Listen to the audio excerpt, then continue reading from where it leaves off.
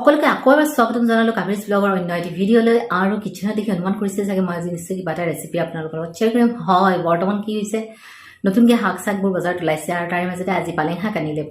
প্ৰথম মানে ধুনীয়া কোমলীয়া কোমলীয়া পালেং শাক পালে বজাৰৰ পৰা লৈ আহিলে আৰু ভাবিলোঁ পালেং শাকৰ এটা ৰেচিপি মই আপোনালোকৰ লগত শ্বেয়াৰ কৰিম। সেইটো হৈছে পালেক পনীৰ। আপোনালোকে বহুতে বনাব জানেই, হয়তো বনায়ো, কিন্তু মই কেনেকৈ পালেক পনীৰ বনাওঁ তাৰ ৰেচিপিটো আপোনালোকৰ লগত শ্বেয়াৰ কৰিম। কিন্তু কি হ'ল, এতিয়া সময়টো হৈছে দুপৰীয়া 12টা বাজিছে আৰু বাবুৰ স্কুল ছুটি হ'ব হৈছে। গতিকে মই বাবুক প্ৰথমতে স্কুলৰ পৰা আনি লওঁ, তাৰপিছত বনাম পালেক পনীৰ। আপোনালোকে ভিডিঅ'টো চাই থাকিব, স্কিপ নকৰাকৈ। আৰু এতিয়া আমি মা বেটি দুয়ো বাবুক আনিবলৈ যাম আৰু আহি আছোঁ। আৰু স্কুলনা অলপ দূৰ আছে, খোজকাঢ়ি আহিব পাৰি আৰু খোজকাঢ়ি আহিলোঁ। আৰু এইটো ৰাস্তাৰে যায় বাবুৰ স্কুল। আৰু প্ৰথমতে এইখন মেইন গেটখন বাবুৰ স্কুলৰ, শংকৰদেৱ শিশু নিকেতন। আমাৰ বাবুৱে অৱশ্যে অসমীয়া মিডিয়ামতে পঢ়ে, তাৰ অসমীয়া মিডিয়ামত দিলোঁ। আৰু এই ইংৰাজী মাধ্যমত পঢ়ে। ভাবিছোঁ আৰু মাধ্যম কোনো এটা হেঙাৰ হ'ব নোৱাৰে বিদ্যালয় শিক্ষাৰ ক্ষেত্ৰত। আজিকালি বহুতে তাকো দিছিলোঁ প্ৰথমতে ইংলিছ মিডিয়ামতে, কিন্তু অকণমান কিবা কিবি প্ৰব্লেমৰ কাৰণে তাক লৈ আহিলোঁ তাৰ পৰা আৰু তাক ইয়াতে দিলোঁ। তাৰপিছত বহুতে কৈছে যে কিয় লৈ আহিলোঁ তাৰ পৰা ইংলিছ মিডিয়ামত দিব লাগিছিলে, অসমীয়া মাধ্যমত কিয় দিলোঁ। চাওঁ কি হয়। আমি ভবা নাই যে শিক্ষাৰ কাৰণে ইংৰাজী মাধ্যম এটা প্ৰয়োজন। প্ৰথমতে ল'ৰাটোক লৈ লওঁ স্কুলৰ পৰা।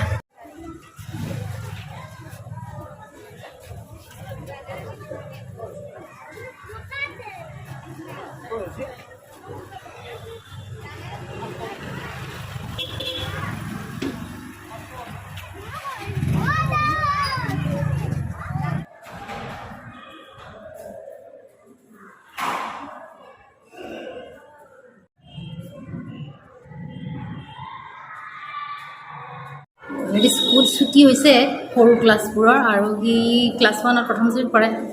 আৰু তাক লৈ লওঁ প্ৰথমতে, কিবা ক'ত ৰৈ আছে আমাৰ কাৰণে। আজি বহুত দিনৰ মূৰত স্কুলত আহিলে সি, আৰু আছে ৰখি দেখাই আছোঁ ৰ'ব আপোনালোকক। আৰু সেইটো আমাৰ বাবু, আৰু আমাক দেখি সি আমাৰ ফালে আহি আছে খোজ দুখোজকৈ। আহা বাবু আহা, জল্দি জল্দি আহা।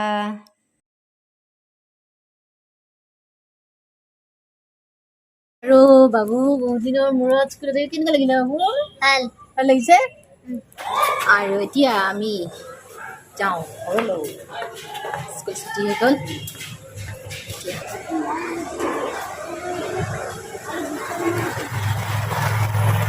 আৰু এতিয়া আহি পালোঁ আৰু বাবুৱে জোতা খুলি আছে, জোতা খোলা আৰু ভিতৰত।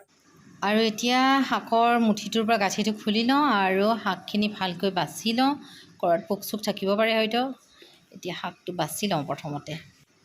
শাকখিনি বাছা হৈ গ'ল, আৰু এতিয়া শাকখিনি ভালকৈ পানীৰে ধুব লাগিব, বালি চালি থাকিব পাৰে হয়তো। এতিয়া ভালকৈ শাকখিনি প্ৰথমতে ধুই লওঁ।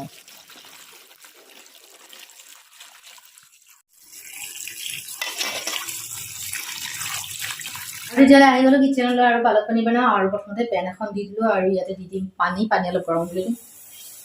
পানী দি দিলোঁ, পানীটো গৰম হৈ লওক। এগিলাচ পানী দি দিলোঁ, আৰু পানীটো ভালকৈ গৰম হওক। পানীটো গৰম হ'লে দি দিম পালেং শাকখিনি। পানীত দিম, পালেং শাকটো বইল কৰিব লাগিব। আৰু পানীখিনি এতিয়া দি দিওঁ পালেং শাকখিনি। এই পালেং শাকটো দি দিলোঁ।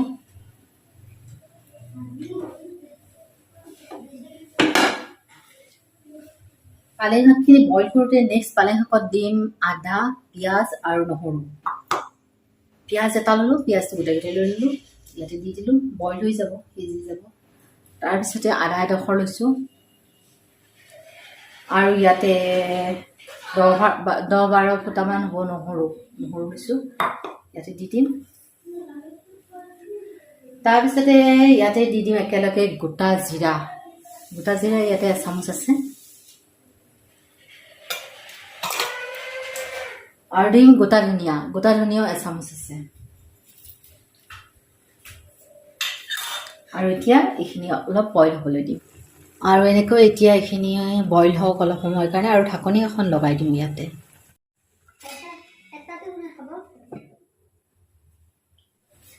আৰু এতিয়া এইখিনি চাওঁ আৰু এইখিনি বইল হৈ গৈছে আৰু এতিয়া জুইৰ পৰা নমাই দিলোঁ আৰু এইখিনি কি কৰিব লাগিব এতিয়া ঠাণ্ডা হ'বলৈ দিব লাগিব ঠাণ্ডা হোৱাৰ পিছত মিক্সি জাৰ এটা ল'ব লাগিব আৰু এইখিনি গোটেইখিনি মিক্স কৰি এটা ভাল পেষ্ট এটা বনাব লাগিব আৰু এইফালে ভাতটো বহাই দিছোঁ দুপৰীয়া হৈছে যিহেতু ভাতটো হৈ থাকক আৰু এইখিনি ঠাণ্ডা হোৱা সময়খিনিত পনীৰটো ৰেডি কৰি লওঁ আৰু ইয়াতে পনীৰ কেইপিচ কাটি ল'লোঁ পনীৰ বেছি নাই অলপ পনীৰ আছে সেইখিনিকে ল'লোঁ আৰু ইয়াতে অকণমান দি দিওঁ নিমখ আৰু দিওঁ অকণমান হালধি আৰু এতিয়া এইখিনি নিমখ হালধিখিনি ভালকৈ মিক্স কৰি লওঁ পনীৰ কেইপিচো ৰেডি কৰি লৈছোঁ আৰু এতিয়া কেৰাহীখন গৰম হৈছে আৰু কেৰাহীত দিম তেল প্ৰথমতে তেল দি দিলোঁ আৰু এতিয়া পনীৰ কেইপিচ ফ্ৰাই কৰি লওঁ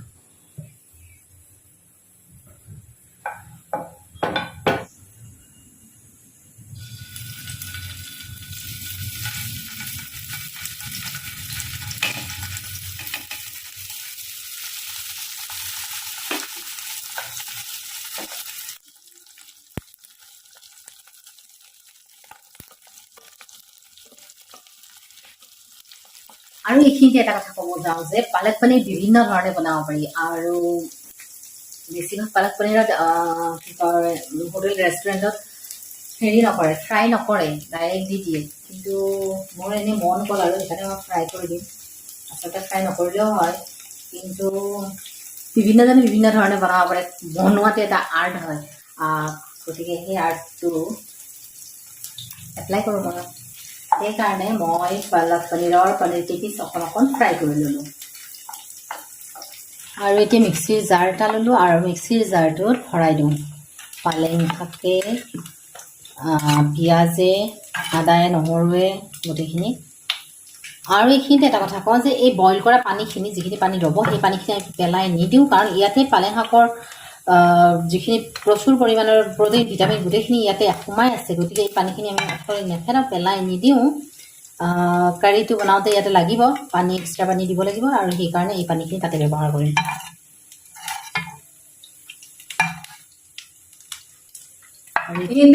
আপোনালোকৰ লগত মই চব যিহেতু শ্বেয়াৰ কৰোঁ এইটোও শ্বেয়াৰ কৰি দিওঁ চাওকচোন মিক্সি কৰোঁতে মিক্সিৰ ঢাকনি খুলি আহি মোৰ অৱস্থা কি হৈ গ'ল হাতে তাতে পৰি দৌৰাদৌৰিকৈ কাম কেতিয়াও কৰিব নালাগে সেইকাৰণে মই আপোনালোকক এইটো কোৱাৰ কাৰণে কৰিলোঁ আৰু ৱালৰ অৱস্থা কাঢ়ি লৈ গ'ল দেখুৱাই আছোঁ হাই হাই হাই গোটেই চিটিকি অৱস্থা নাই কিন্তু ইয়াতে বা কি আছে কি নাই চাওঁ অকণমান ইয়াতে আছে অলপ হৈ যাব যিহেতু মই আপোনালোকৰ লগত মোৰ সকলো কথাই শ্বেয়াৰ কৰোঁ গতিকে এইটো নোৱাৰিলোঁ শ্বেয়াৰ নকৰাকৈ থাকিবলৈ এই অৱস্থা হৈ গ'ল মোৰ আৰু এইফালে পনীৰখিনিও ফ্ৰাই হৈ গৈছে আৰু পনীৰৰ জুইটো নুমাই দিওঁ বেছি আৰু দৌৰা দৌৰি নকৰোঁ লাহে ধীৰে কৰিম বাকী কামখিনি মই গৈছে আৰু সেইখিনি আৰু এবাৰ মিক্সি কৰি দিওঁ মিক্সি কৰা হৈ গ'ল কিছু পৰি গ'ল বহুতখিনিয়ে পৰি গ'ল ওলাই গ'ল ঢাকনি খুলি আৰু এইখিনি বাচি ৰৈছে বাৰু এইখিনি হৈ যাব বনাই লওঁ আৰু এতিয়া কেৰাহী এখন বহাই দিছোঁ সেইখনে চেম কেৰাহীখনে বহাই দিলোঁ আৰু পনীৰ ফ্ৰাই কৰাৰ পিছত তেল হৈ গৈছে আৰু এইখিনি তেলেৰে পালক পনীৰ হৈ যাব সেইকাৰণে আৰু এক্সট্ৰাকৈ তেল নিদিওঁ এইটো তেলখিনি ভালকৈ গৰম হওক আৰু তেল এতিয়া গৰম হৈ গৈছে আৰু এতিয়া তেলত এই পেষ্টটো দি দিম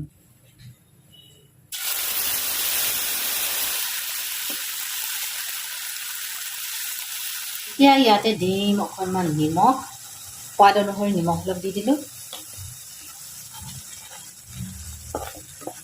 আৰু কিছু সময়ৰ কাৰণে এইখিনি ভালকৈ ভাজিম আৰু দিম অকণমান নিমখ দিলোঁ এইবাৰ দিম অকণমান হালধি নিদিলেও হৈ যায় গ্ৰীণ কালাৰৰ চব্জি যিহেতু একো বেলেগ কালাৰ চালাৰ নাহে তথাপি এনেই দি দিলোঁ আৰু হালধিটো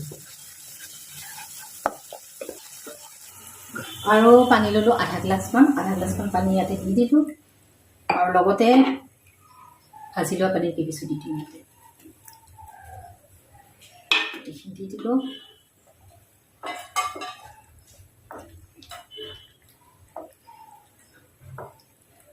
আৰু এতিয়া অকণমান উতলিবলৈ দিম ভালকৈ উতলি আহক আৰু এইখিনিতে এতিয়া পালক পনীৰখন হ'বৰ হৈছে আৰু ভালকৈ উতলিও আহিছে আৰু এতিয়া জুইৰ পৰা নমাই দিম আৰু পালেং পনীৰখন বনোৱা হৈ গ'ল। বনোৱা হোৱাৰ পিছত মন গ'ল যে বজাৰৰ পৰা বিলাহী আনিছিলে, ধুনীয়া তাজা তাজা বিলাহী। ভাবিলোঁ বিলাহী পুৰোঁ, আৰু এতিয়া বিলাহী পুৰোঁ।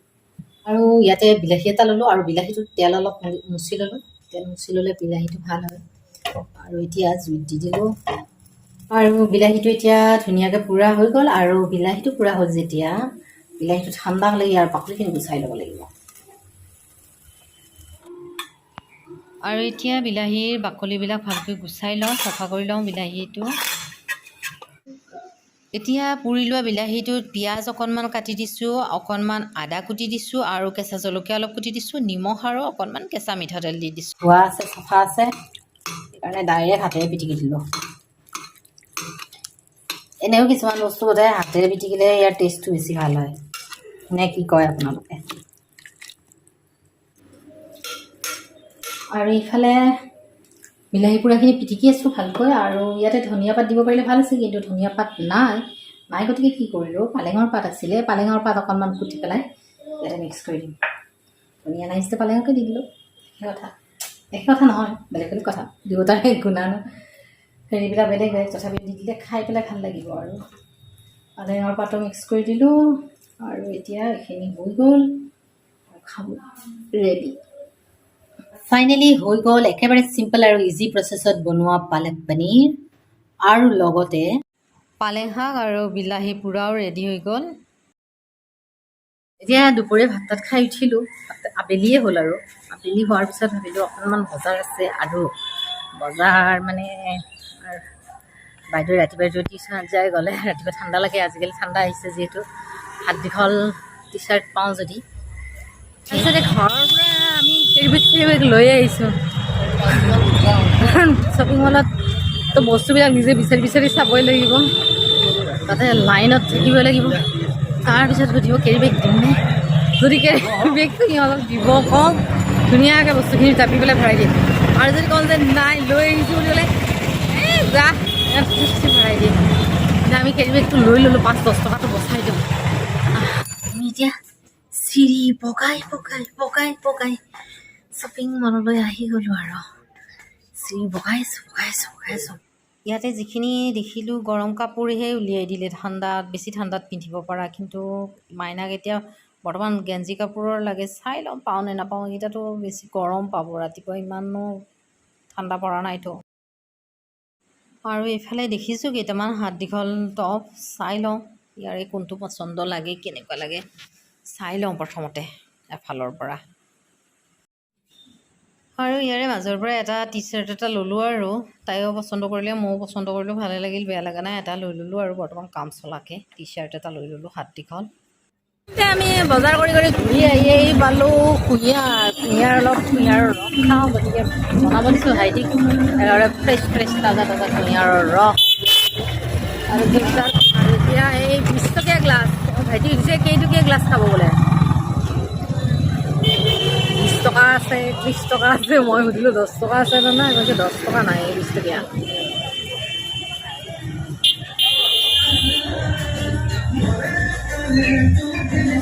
এইখিনিতে কুঁহিয়াৰৰ ৰস চখ খালোঁ, আৰু এতিয়া আজি ভিডিঅ'টো এইখিনিতে সমাপ্ত কৰিলোঁ।